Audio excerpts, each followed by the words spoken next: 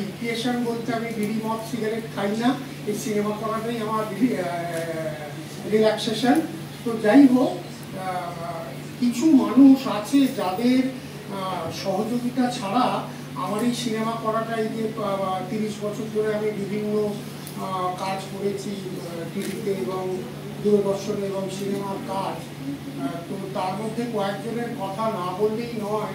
তার মধ্যে প্রথম যে 2-3 জনের নাম মনে আসে, তার মধ্যে মোবাইল সেনগুপ্ত আমার ভিডিও করছে আমার, আরেকজন হচ্ছে সঞ্জয় বিশ্বাস। সে যদিও আমার কোনো প্রোগ্রামে কখনো আসে না, আমাকে যেতে হয় তার অফিসে, কিন্তু সে না থাকলে আমার সিনেমা করাটাই হয়তো হবে না।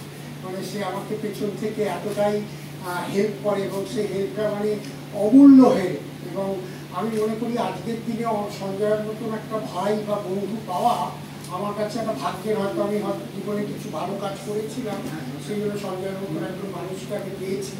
তো এক্ষেত্রে যেটা বলার কথা, এরকম আরো 2-3 জন আছে, তার মধ্যে আমার ছেলে একজন। এছাড়া আমার যে বন্ধু এখানে এসছে, আমার পার্টনার হেবান্তি কুন্ডু এবং সুভাশিস পাল, তাদের বাদ দিয়ে আমার সিনেমা করাটা প্রায় একেবারেই শূন্য।